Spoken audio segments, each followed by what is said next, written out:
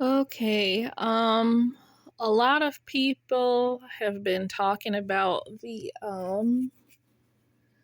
death of Kevin Samuels, which occurred this week on May 5th, Israel Independence Day. And out of all the videos I've listened to of female YouTube influencers who have large followings, and out of all of their callers, many callers who called in to speak on Kevin Samuels in some cases, um, I've noticed for the most part that the men are not really listening to the overwhelming majority of these women and what they have to say. And I was never a follower of Kevin Samuels after seeing just one episode of his podcast. I never watched him again, and I didn't really know anything about him until after I started hearing other Black women who have large followings talking about him, like Cynthia G and Nyla Vibes and other related such channels. And I think there's a lot of truth in what those highly intelligent young ladies are saying about him, because there's a lot of consistency. Even on the shows where they have a lot more people calling in, there's consistency in what's said. And in one case, one lady even showed a video of Kevin Samuels openly advocating for men to be intimate with each other sexually and to either just use a sex doll or get a woman of non-color. I mean, these are things he said out of his own mouth. They made, and then there's the fact that he disparaged heavyset Black women, calling them Big Shirleys, but yet then he had a heart attack on top of a Latina who has the same body type and damn near almost the same face as a Black woman who he was tearing down on his show. And I think men maybe misunderstand that Kevin Samuels' lack of wealth and lack of financial stability was not necessarily the problem.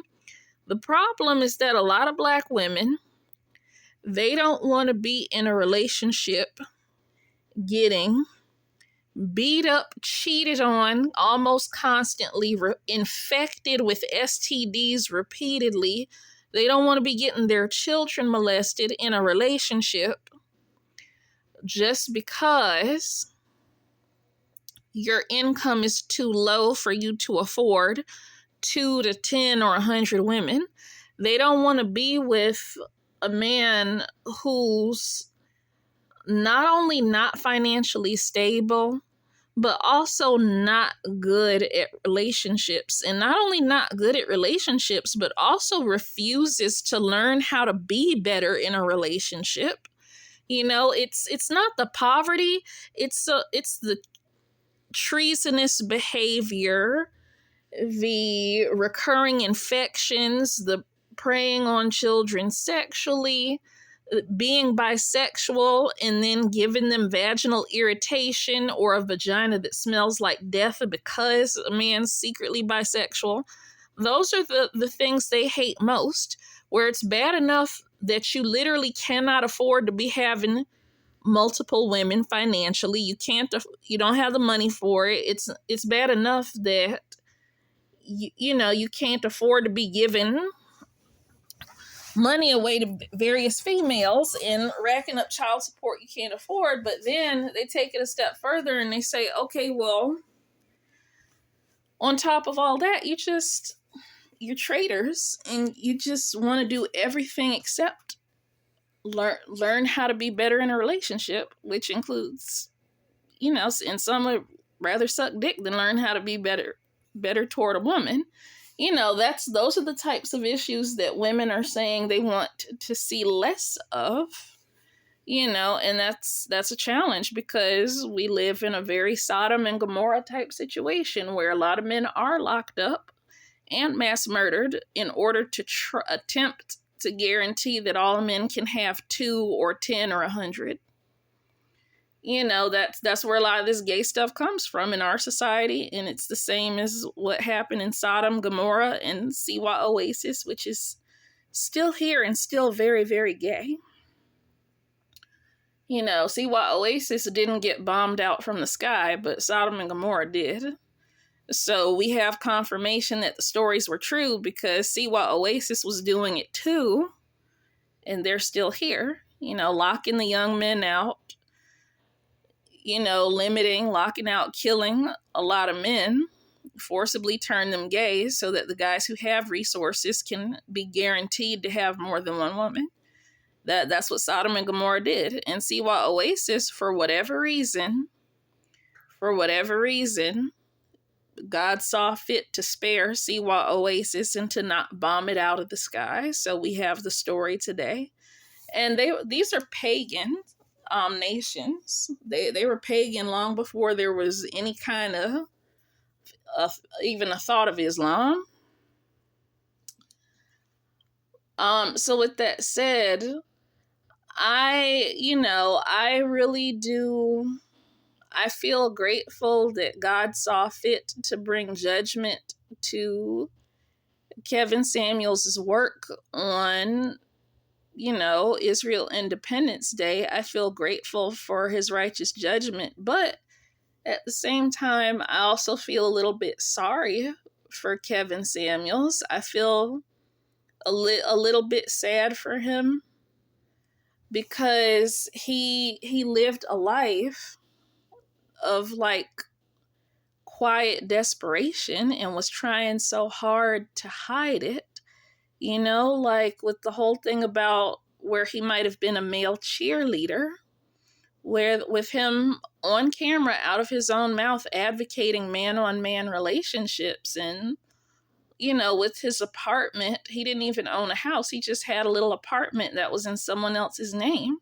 You know, this man, he was living a life of quiet desperation, and I feel sorry for him.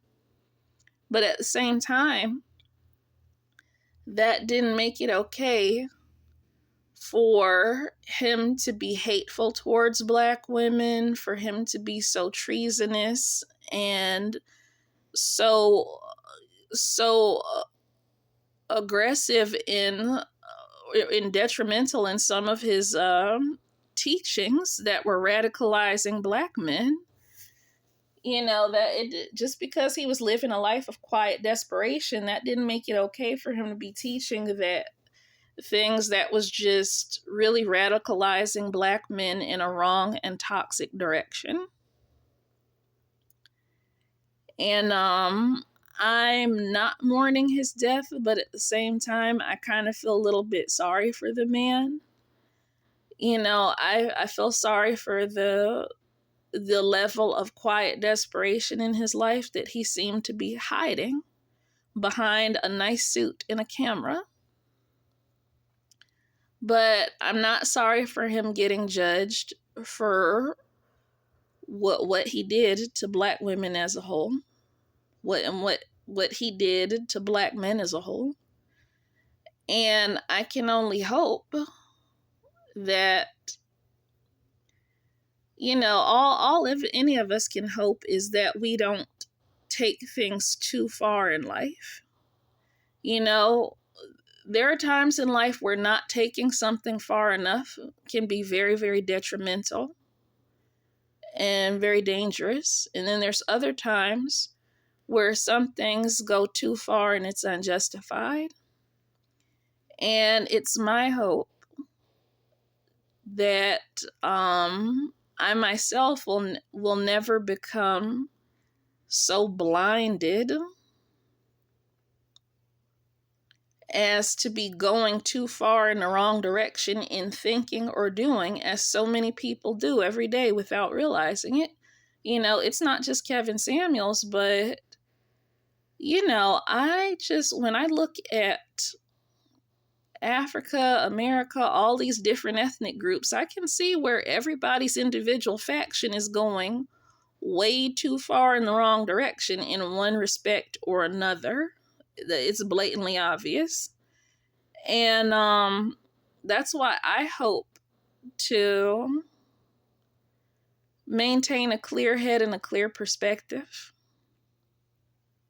instead of just getting taken out for some shit that's just ugly and woefully ignorant. Because again, adults, for most adults, it's just so incredibly hard for adults to adjust, adapt, and change when they're going the wrong way mentally or in their actions. It's incredibly hard, and they think they're right for doing it.